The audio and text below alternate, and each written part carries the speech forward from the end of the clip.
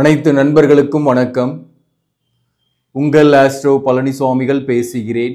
இந்த காணொளியில் மீனம் ராசி அல்லது மீனம் லக்னத்தில் பிறந்தவர்கள் வாழ்க்கை துணைவர் வரமா சாபமா என்ற தலைப்பில் இந்த பதிவு பார்க்க போகிறோம். இப்போது மீனம் ராசி என்பது குருவோட வீடு. இங்கே பூரட்டாதி 4ஆம் பாதம், உத்திரட்டாதி 4 பாதங்கள், ரேவதி நட்சத்திரம் 4 பாதங்கள் இருக்கும். இந்த வீடு காலபுருஷ தத்துவத்தின் 12ஆம் பாவகம், மோட்சஸ்தானம் அப்படின்னு சொல்லுவாங்க. பொதுவாகவே மீனம் ராசியில் பிறந்தவங்களுக்கு இந்த மோட்சத்தின் மேல் ஒரு நாட்டம் இருக்கும். மோட்சத்தை நோக்கி போகக்கூடியவர்கள். ஒரு மனிதன் மோட்சத்தை நோக்கி போகணுன்னா பல கஷ்டங்களும் இருக்கும்னு அர்த்தம். நிறைய எதிர்பாராத கஷ்டங்கள், போராட்டங்கள், வாழ்க்கை இப்படியே தான் போயிட்டு இருக்கும். அப்போது லௌகீக வாழ்க்கையில் நிறைய போராடும் போது தான் இறைவனுடைய நாட்டம் ஏற்படும். அந்த வகையில் மீனம் ராசியில் பிறந்தவங்க அல்லது மீனம் லக்னத்தில் பிறந்தவங்களுக்கு மோட்சத்தை நோக்கி போகக்கூடியவர்கள், ஆன்மீக சிந்தனைகள் அதிகமுடையவர்கள், ஆன்மீகம் சார்ந்த தொழில் செய்யக்கூடியவர்கள், இப்படி நிறைய சொல்லலாம். இப்போ இந்த மீனம் ராசியை பொறுத்தவரையிலும் கல்யாணம் ஆகிறதுல லேட் ஆகுது. அப்போது ஒரு தனிமையாகவே இருக்கக்கூடிய சூழ்நிலை இருக்குது. அதே போல் கல்யாணம் ஆன பின்னாடியும் பிரிந்து தனித்து இருக்கக்கூடிய சூழ்நிலை நிறையவே இருக்குது. இதை பற்றி நாம் நிறைய வீடியோக்களில் சொல்லியிருக்கிறேன். இப்போது இந்த மீனம் ராசியில் பிறந்தவங்க கிட்ட உங்கள் வாழ்க்கை துணைவர் வரமா சாபமா அப்படின்னு கேட்டாக அவங்க என்ன சொல்லுவாங்க? சாபம் அப்படின்னு தான் சொல்லுவாங்க. ஏன்னா இது ஒரு உபய ராசி. இந்த உபய ராசியில் பிறந்தவங்களுக்கு பொதுவாகவே திருமண வாழ்க்கை என்பது ஒரு போராட்டம், ஒரு சிக்கல், ஒரு பிரச்சனை. எவ்வளோதான் பொறுமையாக இருந்து வரன் பார்த்து கல்யாணம் பண்ணால் கூட அமையக்கூடிய வாழ்க்கை துணை என்பது இவர்களுடைய எண்ணத்துக்கு மாறாகவே அமைந்துவிடும், அல்லது இந்த ஆப்போசிட்டாக அமையும். இந்த ஆப்போசிட்டாக அமைகிறதுனால கருத்து வேறுபாடுகளும் நிறையவே இருந்துக்கிட்டே இருக்கும். இந்த மீனம் ராசி அல்லது மீனம் லக்னத்திற்கு 7ஆம் பாவாதிபதியாக வரக்கூடியவர் புதன். இந்த புதன் தான் இந்த லக்னத்துக்கு பாதகஸ்தானாதிபதி, பாதகாதிபதி, மாரகஸ்தானாதிபதியும் கூட. இந்த புதன் இவங்க ஜாதகத்தில் வக்ரம் பெற்று இருக்கு அப்படின்னாக்க அவர்களுடைய வாழ்க்கை என்பது முதல் வாழ்க்கை ஒரு சாபம் தான். ஆனால் இரண்டாவது வாழ்க்கை அவர்களுக்கு ஒரு வரம் அப்படின்ற மாதிரி இருக்கும். அதை இந்த 7ஆம் அதிபதி வக்ரம் பெற்று இருந்து 7ஆம் பாவகத்தில் ஒரு பாவகிரகம் இருக்குன்னாக அது கலஸ்திர தோஷம். அந்த கலஸ்திர தோஷம் உடையவர்கள் வாழ்க்கையெல்லாம் சாபம்தான். சரி, இந்த 7ஆம் இடத்துல எந்த கிரகமும் இல்லை, நல்லா இருக்கு, அவங்களுடைய வாழ்க்கையை அவங்க கிட்ட போய் கேட்டாக்க அவங்களுக்கு பொறுமையான லேட்டாக மேரேஜ் ஆனாலையும் அவர்களுக்கு வாழ்க்கை ஒரு வரமாகவும் இருக்கும். இப்போ ஜென்ரலாக பார்த்தீங்கன்னாக்க இந்த மீனம் ராசி அல்லது மீன லக்னத்தில் பிறந்தவர்களுக்கு வரக்கூடிய வாழ்க்கை துணைவர் எப்படிப்பட்டவராக இருப்பார்னாக்க நன்கு படித்தவராக இருப்பார், ஆய்ந்து ஆராய்ந்து எதையும் நம்பக்கூடியவராக இருப்பார், ஈகோ இருக்கும், உணர்ச்சி வசப்படக்கூடியவராக இருப்பார். மீனம் ராசியில் பிறந்தவங்களும் உணர்ச்சி வசப்படக்கூடியவங்க தான். இவங்களுக்கு வரக்கூடிய வாழ்க்கை துணைவரும் உணர்ச்சி வசப்படக்கூடியவர் தான். அதனாலேயே ஒரு கிளாஸ் இருந்துக்கிட்டே இருக்கும். அதே போல் இவர்களுக்கு வரக்கூடிய வாழ்க்கை துணைவருக்கு வேற எக்ஸ்ட்ரா ரிலேஷன்ஷிப்போ அல்லது ஏதோ ஒரு வகையில் வேற ஒரு எதிர்பாலினோட நட்போ கூட ஏற்படும். அதுவே கூட பார்த்தீங்கன்னாக்க இவர்களுடைய திருமண வாழ்க்கையில் நிறைய பிரச்சனைகளையும் கருத்து வேறுபாடுகளையும் ஏற்படுத்தும். மேலும் ஏதோ ஒரு வகையில் சில பேர் பிரிந்தே இருக்கக்கூடிய சூழ்நிலைகள் இருக்கும். அதாவது கருத்து வேறுபாடால் பிரிஞ்சிருக்கிறது ஒரு பக்கம், இன்னொரு பக்கம் தொழில் காரணமாக கூட பிரிந்திருக்கக்கூடிய சூழ்நிலைகள் இருக்கும். வாழ்க்கை துணைவர் இவருக்காக டைம் அதிகமாக ஸ்பெண்ட் பண்ண முடியாதவராக இருப்பார். வேலையே அதிகமாக இருக்கும், வேலை பார்க்கக்கூடிய இடத்துல அதிகமாக டைம் ஸ்பெண்ட் பண்ணக்கூடியவராக இருப்பார். தன்னுடைய வேலை, தொழில், நட்பு அந்த விஷயத்தில் தான் அதிக கான்சன்ட்ரேட் உடையவராக இருப்பார் இவருக்கு வரக்கூடிய வாழ்க்கை துணைவர். அதுவுமே ஒரு பிரச்சனை இவர்களுக்கு கொடுத்துக்கிட்டு இருக்கும். மேலும் இவருக்கு வரக்கூடிய வாழ்க்கை துணைவர் தாயாரை அதிகமாக நேசிக்கக்கூடியவராக இருப்பார். தாயா தாரமா அப்படின்னாக்க அவரை பொறுத்தவரையிலும் தாய் மேலே தான் பாசம் இருக்கும், தாயாருக்கு தான் இம்பார்ட்டன்ஸ் கொடுப்பாரு. அதுவுமே இந்த மீனம் ராசி அல்லது மீனம் லக்னத்தில் பிறந்தவர்களுக்கு திருமண வாழ்க்கையை பாதிக்கக்கூடிய அம்சங்கள், அதுலேயுமே சில கான்ட்ரவர்சியல் இருந்துகிட்டே இருக்கும். ஸோ இந்த விஷயங்களை அக்செப்ட் பண்ண முடியாத சூழ்நிலைகள் மீனம் ராசிக்கு இருக்கிறதுனால மேரேஜ் லைஃப்ல பிரிந்து தனித்து இருக்கக்கூடிய சூழ்நிலைகள் நிறையவே இருக்கும். இப்போ ஒருத்தருக்கு கலஸ்திர தோஷம் இருக்கு அப்படின்னாக்க வாழ்க்கை துணைவருக்கு கலஸ்திர தோஷம் இல்லை அப்படின்னா என்ன ஆகும் அப்படின்னாக்க ஒரு தற்காலிக பிரிவு ஏற்படும். அதே போல் இந்த கலஸ்திர தோஷம் இருக்கக்கூடியவர்களுக்கு வேற ஒரு தொடர்போ வேற ஒரு ரிலேஷன்ஷிப்போ ஏற்பட்டு அது ஒரு குறிப்பிட்ட கால அளவு இருந்து பிரிந்து போகக்கூடிய சூழ்நிலையும் ஏற்படும்.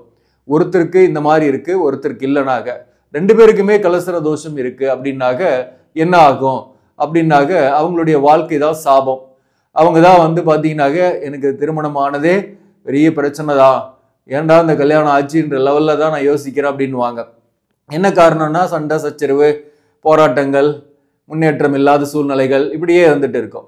அப்போ அவங்க ஒரு கட்டத்தில் பிரிந்து விடக்கூடிய சூழ்நிலையை அவர்களுக்கு ஏற்படுத்துது. அவங்க பிரிஞ்சு ரெண்டாம் தாரம் போகிறனா கூட, ரெண்டாம் தாரம் கூட சில பேர் வந்து பார்த்தீங்கன்னாக்க மீனம் ராசி அல்லது மீன லக்னத்தில் பிறந்தவங்க அவ்வளோ சீக்கிரம் ரெண்டாம் தாரத்தையும் கல்யாணம் பண்ண மாட்டாங்க. என்ன காரணம்னா அதுவும் ஒரு வாழ்க்கையில் ஒரு பயம்தான். ரெண்டாவது அமைஞ்சும் அதுவும் பிரச்சனை ஆயிடுச்சுன்னு என்ன பண்ணுறதுன்ட்டு தனியாக கூட தன்னுடைய பிள்ளைகளுக்காக வாழக்கூடியவர்கள் தான் மீனம் ராசி அல்லது மீனம் லக்னத்தில் பிறந்தவங்க.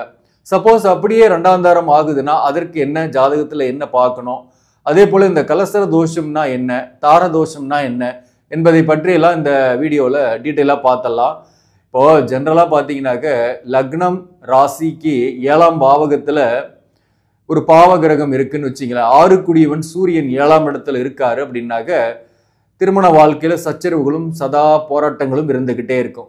திருமணமும் லேட் ஆகும். 7ஆம் பாவகத்தில் சூரியன் இருந்தால் ஒரு கட்டத்தில் டிவோர்ஸ் ஆகக்கூடிய வாய்ப்பும் ஏற்படும். அதே 7ஆம் பாவகத்தில் சனி இருக்குன்னு வச்சிங்களேன், 7ஆம் பாவகத்தில் சனி இருக்கிறது பொதுவாகவே திக்பலம். ஆனால் விரையாதிபதியாகவும் வரக்கூடிய சனி பகவான் இங்கே 7ஆம் பாவகத்தில் இருக்கிறதுனால வாழ்க்கை துணையை விட்டு ஏதோ ஒரு வகையில் பிரிந்தே இருக்கக்கூடிய சூழ்நிலை வரும். அது தொழில் காரணமாக கூட பிரிந்து இருக்கக்கூடிய சூழ்நிலை வரும். அது அந்த தசாபுக்தி காலகட்டத்தில் தான் ஏற்படும். ஒரு தற்காலிக பிரிவு என்பது கண்டிப்பாக உண்டு. 7ஆம் பாவகத்தில் சனி இருந்தாலும் சரி, லக்னத்தில் சனி இருந்தாலும் இந்த பிரச்சனை இருக்கு.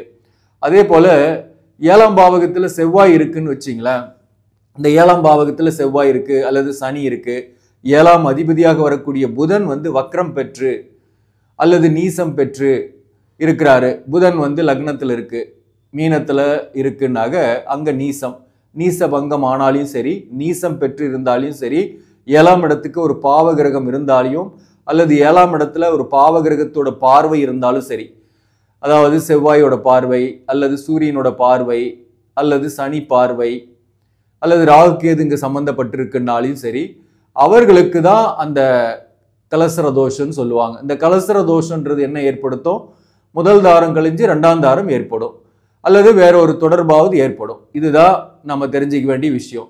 இப்போ இந்த 7ஆம் பாவகத்தில் செவ்வாய் இருந்தாலையும் ஒரு கணவன் மனைவிக்குள் சண்டை சச்சரவுகள், எப்போதும் பிரிந்தே இருக்கக்கூடிய சூழ்நிலைகள் ஏற்படும். திருமணமும் தாமதமாகும். 7ஆம் இடத்துல செவ்வாய் இருக்கும்போது குடும்பம் அமைவது தாமதமாகும். குடும்பத்தை விட்டு தள்ளியே இருக்கக்கூடிய சூழ்நிலைகள் ஏற்படும். இந்த 7ஆம் இடத்துல இருக்கக்கூடிய செவ்வாய்க்கு குரு பார்வை இருக்குன்னா பெரிய அளவுக்கு பாதிப்பு இருக்காது. ஒரு சர்டன் பீரியட்ல பிரிந்து அப்புறம் சேர்ந்துருவாங்க, ஒன்றும் பெரிய அளவுக்கு பாதிப்பு இல்லை. இந்த 7ஆம் இடத்துல இருக்கக்கூடிய செவ்வாய்க்கு சனி பார்வை இருக்கு. அதே போல 7ஆம் அதிபதி புதனும் நீச பங்கமாகிறாரு அல்லது வக்ரம் பெற்று ஏதாவது ஒரு கட்டத்தில் இருக்கிறாருனாக நிச்சயமா அவர்களுக்கு தான் கலசர தோஷம், அவர்களுக்கு தான் திருமண வாழ்க்கை சாபமாக தெரியும். அவங்க வாழ்க்கை வந்து ரெண்டாவதா கல்யாணம் பண்ணும் போது தான் அது வரமாக தெரியும். அது வெறும் போராடிக்கிட்டே இருக்கிற மாதிரி தான் இருக்கும் வாழ்க்கை. அப்போ பார்த்தீங்கன்னாக்க கலசர தோஷன்றது ஒரு ஐடியா வந்திருக்கும். இப்போ தார தோஷம்னா என்ன அப்படின்னா, இந்த சுக்கிரனும் செவ்வாயும் சேர்ந்து 7ஆம் பாவகத்திலேயோ 12ஆம் பாவகத்திலேயோ இருக்கு அப்படின்னாக்க அது வந்து பிரச்சனையை உருவாக்கும். திருமண வாழ்க்கையில பஞ்சாயத்துக்கள்லாம் இழுத்து விடும். ஒரு வாழ்க்கை துணைவர் இருக்கும் போதே இன்னொருத்தரோட தொடர்பு ஏற்படுறது, அதனால குடும்ப வாழ்க்கையில சிக்கல்கள் ஏற்பட்டு பிரிந்து விடக்கூடிய சூழ்நிலை ஏற்படுத்தும் இந்த தாரதோஷம் இருந்தாலையும். ஸோ தாரதோஷமே பாதிப்பு கொடுக்கும். ஆனால் எதிர்பாலினர் உறவு ஏற்பட்டு அது குடும்ப வாழ்க்கையில சச்சரவுகளை உருவாக்கி பிரிய வைக்கும். அதே போல 7ஆம் இடத்துல சுக்கிரன் மட்டுமே இருக்குன்னு வச்சிங்களேன். இந்த 7ஆம் பாவகம் என்பது கன்னியில சுக்கிரன் இருக்குன்னாக நீசம். சப்போஸ் புதன் வந்து சுக்கிரனோட வீட்டில் இருக்குன்னு வச்சிங்களேன், 8ஆம் இடத்துல துலாமில் புதன் இருக்கு, சுக்கிரன் வந்து இங்கே 7ஆம் பாவகத்தில் இருக்குன்னாக நீச பங்கமாகும் பரிவர்த்தனையின் மூலம். ஆனால் இது சரியானாக இது திருமண வாழ்க்கையை பாதிக்கும். 8 குடிவனோடு 7ஆம் அதிபதி பரிவர்த்தனை பெற்றாலும் திருமண வாழ்க்கையை பாதிக்கும்.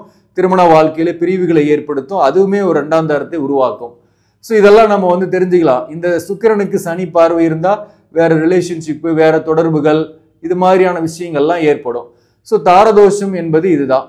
அதே போல இந்த 11ஆம் அதிபதி ஆட்சி பெற்று சனி பகவான் ஆட்சி பெற்று இருந்து 7ஆம் அதிபதி கெட்டிருந்தாலும் அவர்களுக்கு முதல் தாரம் கழிஞ்சு 2ஆம் தாரத்தால் நன்மைகள் உண்டு அப்படின்றதையும் நாம தெரிஞ்சுக்கலாம். ஸோ இதெல்லாமே நம்ம ஜாதகத்தை வச்சுதான். ஒருத்தருடைய வாழ்க்கை நல்லா இருக்கு அப்படின்னாக்க அவங்களுக்கு இருக்கக்கூடிய கொடுப்பனை நல்லா இருக்கும்.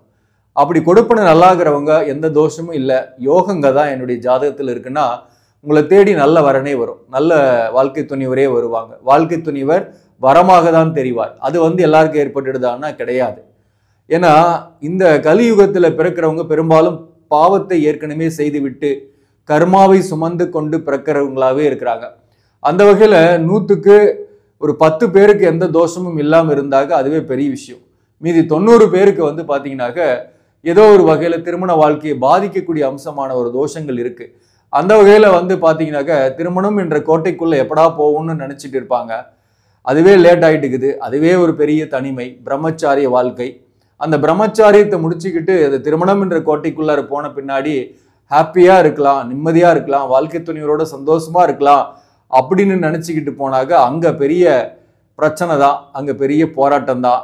அங்கே வாழ்க்கையில் நிம்மதி இல்லாமல் வெளியவே நான் நிம்மதியாக இருந்தேன் அப்படின்னு சொல்லிட்டு கோட்டைக்குள்ளே போனவங்க எப்போதான் வெளியே வருவோம் அப்படின்னு நினைக்கக்கூடியவங்களாக இருப்பாங்க. இந்த கோட்டைக்கு வெளியே இருக்கிறவங்க எப்போதான் அந்த கோட்டைக்குள்ளார போவோம், எப்போதான் மேரேஜ் ஆகும் அப்படின்னு நினைக்கக்கூடியவங்களாக இருப்பாங்க.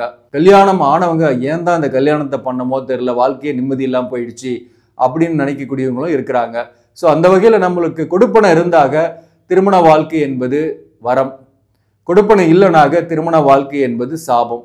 அதே போல் இந்த 2ஆம் தாரம் நீங்கள் போறீங்கன்னா கூட, சப்போஸ் 2ஆம் தாரம் கல்யாணம் பண்ணிக்கூடிய சூழ்நிலை வருதுன்னாக்க எந்த பாவகத்தை பார்க்கணுன்றது மட்டும் ஒரு சுருக்கமாக சொல்லிடுறேன். இந்த 12ஆம் பாவகம், இந்த 12ஆம் பாவகம் தான் 2ஆம் வாழ்க்கையின் குடும்ப வாழ்க்கை.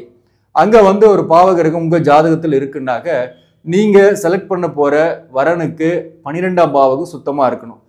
அங்கே எந்த பாவகிரகமும் இல்லாமல் இருக்கணும்.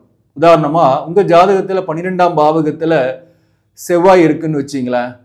இந்த செவ்வாய் 12ஆம் பாவகத்தில் இருக்குன்னாக்க உங்களுக்கு வரக்கூடிய வாழ்க்கை துணைவருடைய ஜாதகத்தில் 12ஆம் பாவகத்தில் எந்த கிரகமும் இல்லாமல் இருந்தால் உங்கள் திருமண வாழ்க்கை நல்லாயிருக்கும், அதாவது செகண்ட் லைஃப் நல்லாயிருக்கும். அவருக்குமே அந்த இடத்துல சனி இருக்குன்னாக்க அதை அவாய்ட் பண்ணுறது நல்லது. ஸோ அந்த மாதிரி பார்த்தீங்கன்னா நம்ம ஜாதக பொறுத்தும் கரெக்டாக பார்க்கும்போது வாழ்க்கை நல்லா இருக்கும். இந்த அயன சயன போகனஸ்தானத்தில் பொதுவாகவே பாவகிரகம் இருக்கும்போது சனியாக அங்கே ஆட்சி பெற்று ஒருத்தருக்கு இருக்குன்னாக்க தனித்தே இருப்பாங்க. உடல் நலத்தில் ஏதாவது தொல்லைகள் இருந்துக்கிட்டே இருக்கும். அந்த அயன சயன போகஸ்தானத்தில் 12ஆம் பாவகத்தில் சூரியன் இருந்தாலையும் பார்த்தீங்கன்னாக்க வாழ்க்கை துணைவரோட சேர்ந்து ஒன்றா இருக்கக்கூடிய சந்தர்ப்பங்களே வராது. சண்டை போட்டுக்கிட்டே இருக்கிற மாதிரி இருக்கும், அல்லது வேலை பார்க்கக்கூடிய இடத்துல ஸ்பெண்ட் பண்ணுற மாதிரி இருக்கும், விழித்திருந்து வேலை பார்க்கக்கூடிய சூழ்நிலைகள்லாம் இருக்கும். அப்போ அதுவுமே தாம்பத்திய வாழ்க்கையை பாதிக்கும். இந்த 12ஆம் பாவகத்தில் செவ்வாய் இருக்குன்னாக்க என்னாகும், குடும்பத்தை விட்டு தள்ளியே இருக்கிற சூழ்நிலைகள் வரும். தாம்பத்திய வாழ்க்கையில் மகிழ்ச்சியற்ற சூழ்நிலைகள் தான் இருக்கும். அதே போல் இந்த 12ஆம் பாவகத்தில் ராகு பகவான் இருக்கிறாருனாலையும் சுபகிரகத்தோட பார்வை இருக்குன்னா பாசிட்டிவாக இருக்கும். 12ல் ராகு இருக்குன்னாக்க இந்த கும்பத்தில் ராகு இருந்தால் முழுமையாக செயல்படும். அந்த வகையில் வேற தொடர்பு அல்லது ஏதோ ஒரு வகையில் தாம்பத்தியத்தில் தான் அனுபவிச்சிருவாங்க, சுகம் இருக்கும். ஆனால் கேது இருந்தால் மட்டும்தான் ஒரு டிட்டாச்மெண்ட் இருக்கும், ஒரு அதில் ஆர்வம் குறைவாக இருக்கும், பெரிதாக தாம்பத்திய சுகம் இல்லாமல் இருக்கும் கேது இருந்தாக. ஸோ இந்த மாதிரி பாவகிரகங்கள் இருந்தாக கொஞ்சம் தாம்பத்திய வாழ்க்கையில் கொஞ்சம் நெகட்டிவ் இருக்குது. அப்படிப்பட்டவங்க உங்களுக்கு வரக்கூடிய வாழ்க்கை துணைவருக்கு இந்த 12ஆம் பாவகத்தில் எந்த பாவகிரகமும் இல்லாமல் இருக்கணும். அதே போல் அந்த இடத்துல சுபகிரகம் இருக்கலாமான்னாக்க தாராளமாக இருக்கலாம். தனித்த புதனாக இருக்கலாம், தனித்த சுக்கிரன் இருக்கலாம், குருவே இருந்தாலும் ஓகே, எந்த பிரச்சனையும் கிடையாது. இந்த மாதிரி நம்ம அனலைஸ் பண்ணி திருமணம் பண்ணும்போது வாழ்க்கை வரமாக தெரியும்.